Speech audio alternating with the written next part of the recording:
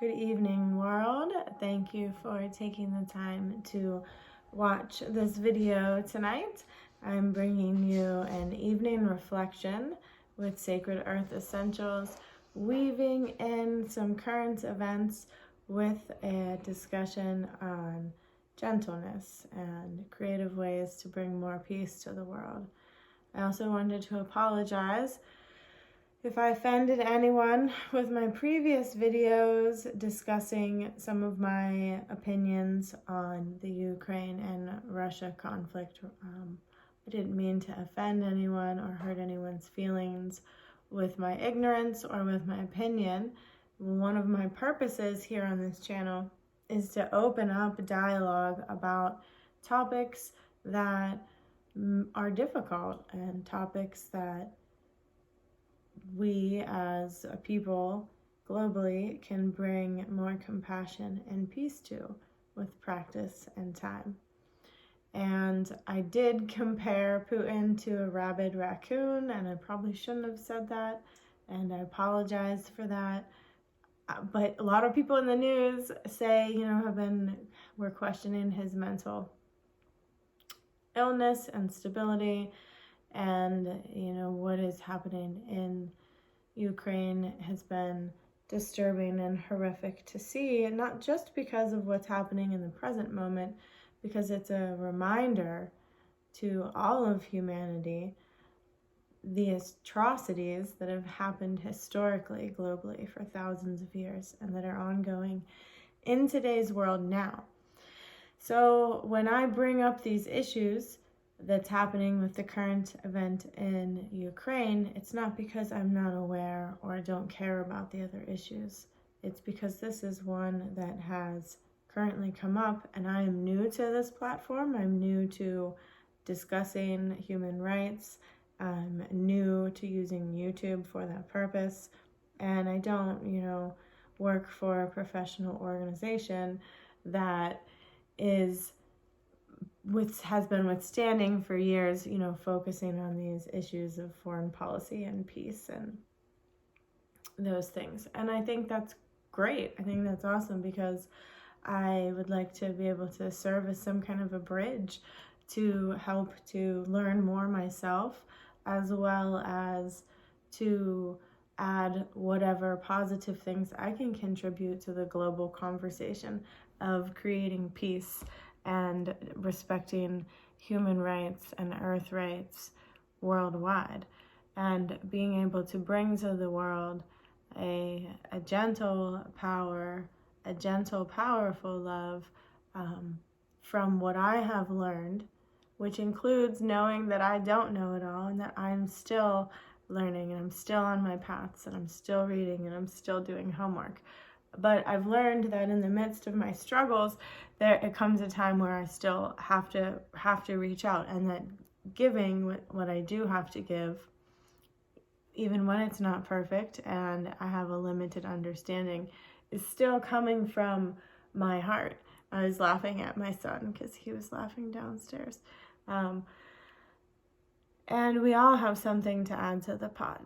And I know what it feels like to feel like you don't have anything positive to add to the pot too. And so through our struggles, and through our experiences, it becomes a gift and an honor to share what we learned with others, to help soothe their pain or help them learn something. And that can go on an individual or on a global scale. So, but I did mention Have a Heart Trap, and trying to find creative solutions. And so one of the solutions that I thought maybe we could consider globally was whether or not there's a way to offer some type of asylum or refugee program, not only for Ukrainians, but also for Russians and Russian soldiers and their families, if they decide or are able to, because I'm sure it's way more complicated than just literally laying down your arms and just, walking away. But if there was a way that we could collectively offer that to people in different countries that would want to participate, and maybe something like Amnesty International or the UN could help provide funding for this program, and you can put together a team of your, top, highest, most PhD'd officials to like create this really effective plan. Sorry, I don't mean to be facetious, but I'm expressing it in that way to really let you all know, like, that I recognize that I do not have that level of experience. However, thanks to the internet and YouTube, I'm gonna sit here from where I'm at in what some of you would consider my privileged. It is a privileged place in the United States where I'm not currently worried about the things that a lot of other people in other countries are worried about.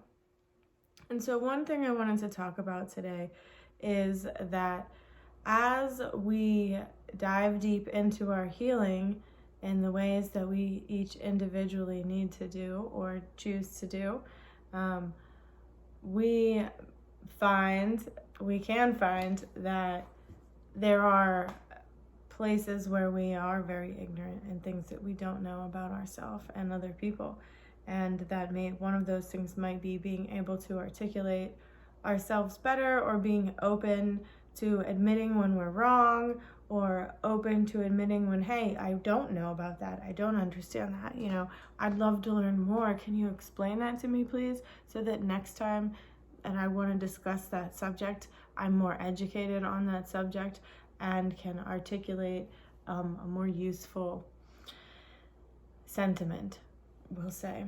So I came across this really cool article. I've never heard of Code Pink before, and so today I was researching different types of peace organizations, and I came across an article that then led me to Code Pink. And some of you might be like, how did you not know what Code Pink was? Well, I didn't. And as we're trying to spread awareness and educate people on issues, whether those issues be on the soil regeneration that needs to happen like ASAP, or whether we're trying to educate people on racial injustice and inequity, or whether we're educating people on how to create more peace in their hearts and in the world. When we want to offer knowledge or wisdom or an experience to someone, we want to make them feel welcome, like we were, welcoming them into our home or our restaurant or our place of business. And if they didn't know or understand the food that was on the menu, you would explain to them like what the food was and get them excited about it and not make them feel dumb for what they didn't know. Same when I take my car to the mechanic. I don't know how to fix a car, okay, people? So if I take my car to the mechanic and he makes me feel stupid for not knowing how to fix my own car, like, not only is that not feel good, but it's gonna make me less likely to want to take my car to that mechanic, and it's going to make me less likely to want to learn about mechanics myself. And different people learn in different ways. And so if we want to reach a wider audience with peace and love and education on human rights and earth rights and mental health and self-care and physical health, alternative ways of both preventative and treating people, and just a better way of being in this world collectively, we want to make that inviting for people, because that doesn't mean that we want, and I can speak for myself, I can't speak for anyone else at this point, but that doesn't mean the goal is to make everybody think the same, right? That's not the goal. The goal is to be able to, have a dialogue, a healthy conversation. I wanted to say like a palais, like of, you want to be able to say, oh, you don't, excuse me, I'm gonna take a sip of my tea. I'm drinking a Kava Hawthorne decoction that is blended with some Tulsi rose and a little bit of milk for the Kava.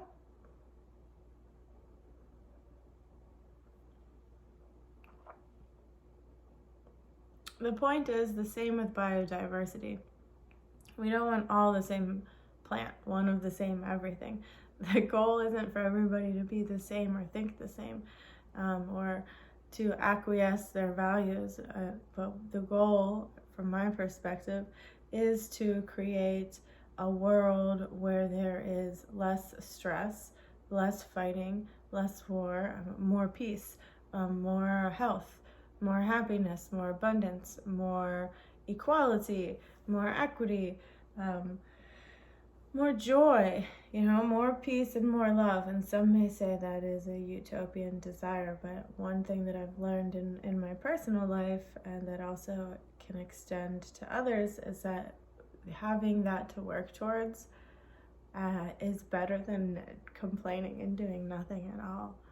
And that we each, just how the ocean is made up of, who knows, I don't know how many, bazillions of singular drops of water, or a rainstorm is made up of however many singular drops of water. Every one of those drops of water counts, right? And I want to contribute my drop, and my drop may not be perfect and everyone's not going to agree with it, but I'm going to offer it nonetheless, in hopes that the vibration of my drop can add positively to others' drops, and that the frequency of my love and my being and my intention can reverberate out in a positive way, if it's in line with the divine and other people's free will. And so I totally appreciate being educated on the things that I do not understand. So Code Pink, and there's this article titled "Rabid Response to the Ukraine War," written by Dr. Kim E-Koo. I'm not going to read the whole article. If you'd like to find it yourself, it is on codepink.org. Again, it's titled "Rabid Response to the War," and it came out on March 10th. So Dr. Kim E-Koo says, "The conflict in Ukraine provoked a rabid, hysterical response from the West.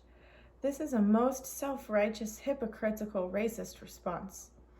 Why was not the same clamor seen when thousands upon thousands of Iraqi, Palestinian, Afghanis, Syrians, Yemeni, Africans in Libya and Sahel regions were killed or made into refuge from the U.S. NATO wars?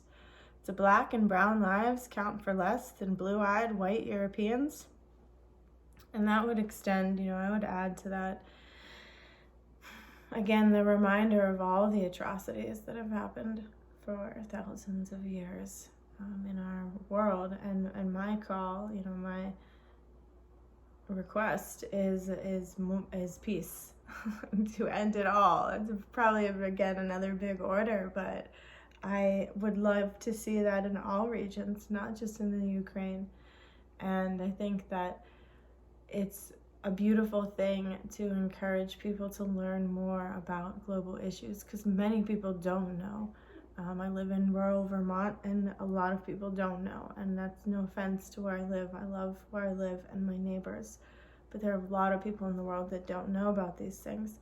And me personally, for especially the past 10 years, have been focused on being a single parent, and my career has been working with children and adults age 6 to, somewhere in the late 80s, we'll say, on different types of behavioral health counseling. And, I taught Spanish, as well as coordinated after school programs and did school counseling. So my work hasn't been as an activist.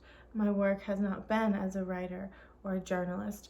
It has not been brave and robust in those regards. My path has been to love the children and the little things, the earth, and to those who need that kind of gentler approach. And so I'm, again, just like anyone, learning to balance and learning new things. And so this article is, the cool thing about it is the person is right. They're correct. That it does seem that there has been a lot more. I try not to watch the news, to be honest with you, and so I've just started watching the news again this year, and I have been vocal about this, whereas I may not have made videos about many of these other things. And again, if you look at my channel, that hasn't been the focus in the past. So I apologize to anyone who felt offended by that, but I do think it's important for people, and I don't think that it's just about being blue-eyed or white European. My eyes actually aren't blue, but I am a white American, and there are millions of people who do need to be educated more on the reality of these matters and the facts in a more holistic light that provides accurate, honest information, so that people can then make opinions in a new and fair, balanced way, especially after providing more education on human rights and equity, and giving, and also, just on self-love and on abundance consciousness. And this also ties into economic conversations as well, and, racial and religious wars that have been happening for a long time. And so it goes pretty deep. And while the West announced the war, this is from the article, the rabid response to the Ukraine war. And while the West announced the war in Ukraine, bombs continue to fall in Somalia, Yemen, and Syria. And human rights violations of people of all ages, and this isn't in the article, this is me saying, are continuing to happen in places all throughout the world. And so I just would really like to add again my drop to this collective voice as we become more aware of ourselves and what's happening in the world and what we can do to improve our health individually and how that's connected to the whole, and that there's a synergistic relationship between that, and that as we live in balance, we're able to dance with that, and both give and take, and both be able to receive love and serve it up in a delicious way, and give and offer that love. And all that comes in the form of education and welcoming people to being to receiving the opportunity to learn new ways of being.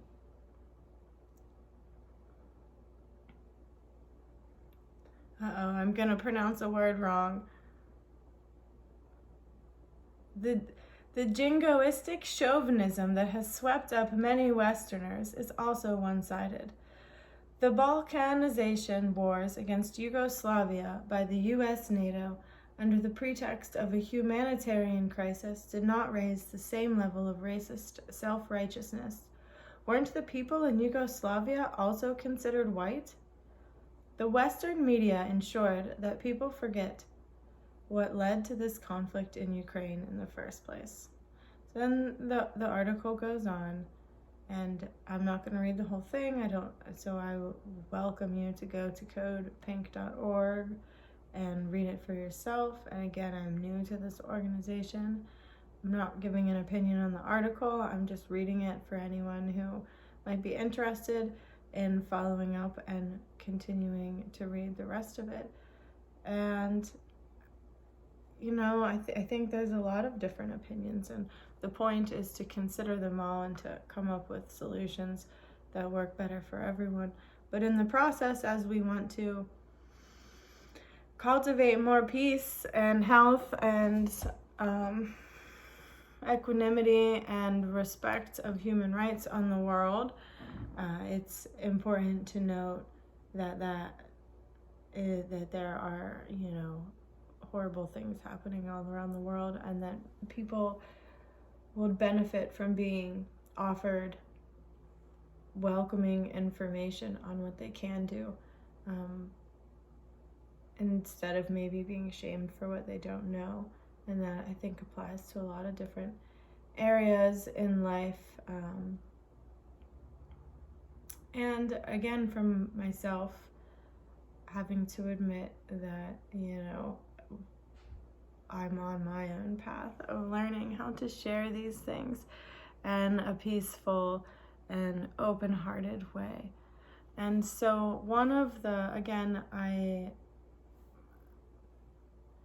have a background in psychology and counseling with a minor in political science. So one could say that maybe I should have been speaking up about human rights issues earlier. And one of my favorite classes were my classes in political science on the Middle East and on indigenous peoples globally. And the Holocaust against indigenous people, I think in some ways, in a lot of ways, continues to go unresolved. The same goes with slavery, and the same goes with so many different issues. So how do we, the people who want peace and the people who want the world to be a safe and healthy place for all, how do we collaborate together? And one of those ways is gentle power. And I did some studying of meditation throughout the years, and I do practice, although this year not very regularly. And one of the places that I learned to meditate was at Karma Choling in Barnet, Vermont. And when I was there, I also did some volunteer work there in the garden and the kitchen and the store, as well as take some of the classes and learn some meditation. But I'm probably a very bad student in that, as well as someone who still needs to do all of her homework. And while I was there, I also joined and took a vow to be a part of what their Dorje Khasing. And I was reading tonight from one of the books that came along with that, called True Command, and I only did that for about a year. So again, not a highly trained expert in that, but here to learn. And one of the important things to remember in Shambhala that I learned was to have a good head and shoulders. And not only does that represent, being in command of your own self and having self-respect and confidence and being the king or queen, or whatever phrase works for you, of your own being, but it's also physically good for your posture, and it feels great. And so having a good head and shoulders and being able to have such a gentle presence that it is victorious over war, that the gentleness is victorious over that war. And I believe for myself that applies to the internal conflict as well as to the external conflicts that arise. And so we each add in our drop, and it has that ripple effect in a positive way. The greatest weapon we have is gentleness.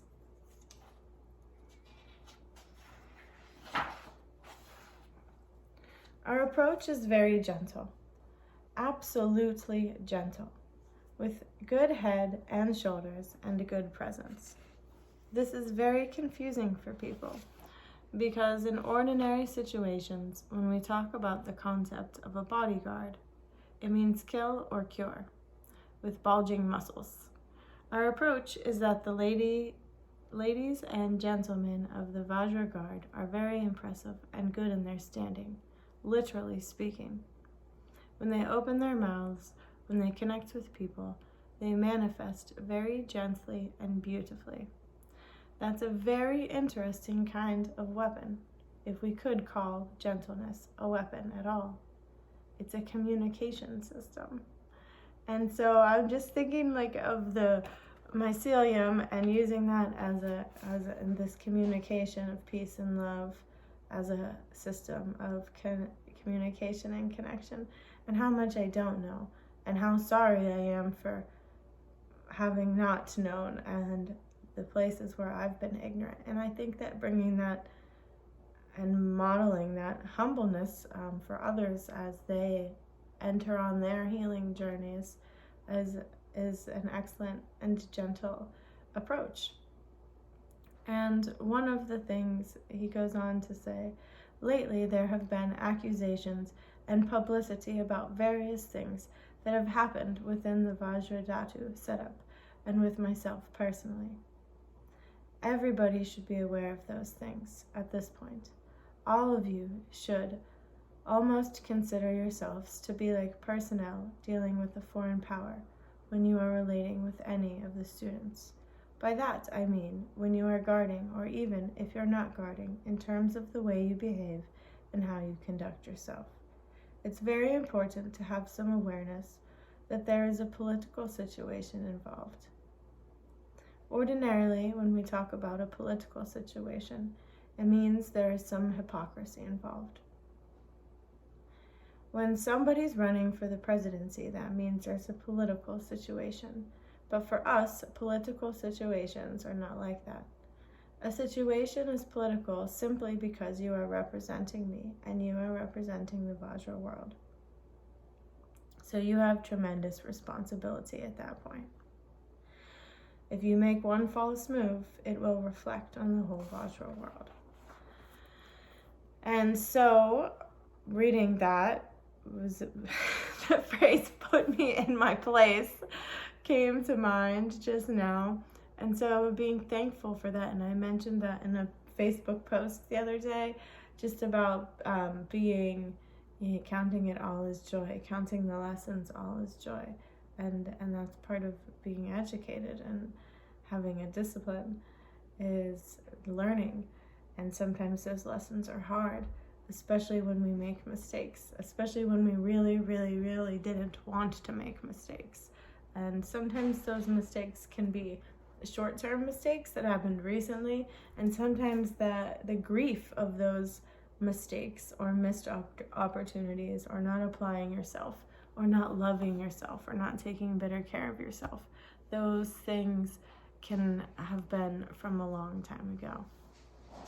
And so we use these different tools that are available in our world to dive into those parts of ourselves that still need healing and love, because I haven't met anyone yet that doesn't have those parts. I mean, maybe I could maybe think of a couple, but I'm sure that those people, even I'll have to learn more about the Dalai Lama, because there's just so much out there, and it's so beautiful to feel connected. And lately, when I am breathing, I am remembering with every in-breath that of all of the people that have breathed that same air, and of all of the good people that currently, who have good intentions and want peace and love on this planet, are breathing that same air, and that we can connect to each other when we're in our low points and struggling and having a hard time, to kind of fuel our hope that we're not alone in these challenging times, no matter where in the world you are.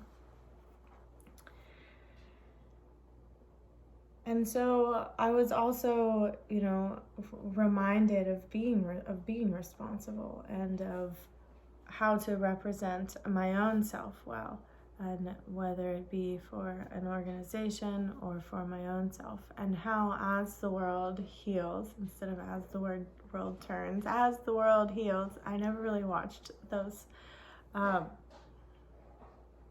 People are learning new ways of healing, and people are learning to take that healing to a new level. And maybe everything that's happened over the past couple years has really been a catalyst and a part of what's fueled this. And so people are looking for ways to manage their emotions and manage their trauma and depression.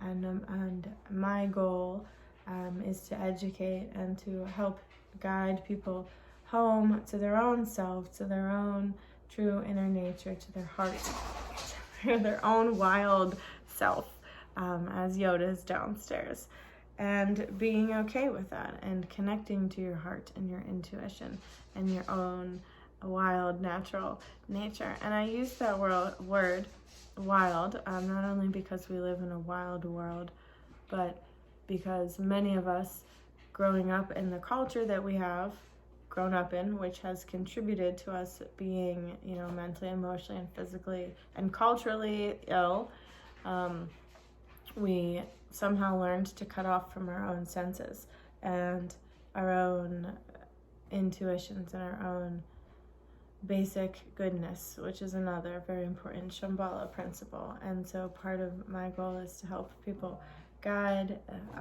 help guide people back to their own true wild self, and to be able to utilize that knowledge and that experience in ways that suit you best. And so the last part that I wanted to read from this was: in our approach to the rest of the world, the greatest weapon we have is gentleness. When a person comes to us with doubt or aggression, we in turn project our gentleness. If someone can't relate with the gentleness completely, then they begin to realize that behind the gentleness there is also confidence. Good head and good shoulders. That is to say, every Kasang has their own confidence in what they stand for, who they are. Therefore, they don't doubt their own existence. And gentleness becomes an even stronger message. Therefore, you can project that way to others. Thank you. And so that was from Chogyam Trungpa in True Command, the teachings of the Dorje Kasang. Hopefully I'm allowed to read that. So gentle power. So the gentle power of peace and love, and the gentle power of helping to lift the veil, both on ourselves and others, and being able to walk the talk. And I know myself, speaking of gentle power, and I could go on for a lot longer. This is taking me into other realms, other books, other practices that I wanted to compare this to. But not only will we be talking about dirt at Sacred Earth Essentials and the different elementals, but we're also going to talk about all things sacred from many different paths. I will weave into the good news that I want to share with you, because as all of these things are happening in the world, I think it's important to also talk about what good things we can do to contribute in small ways, and medium-sized ways, and big ways. And happy Pie Day, by the way. I hope you all get to enjoy a delicious sweetie pie today, or a beautiful homemade pizza pie.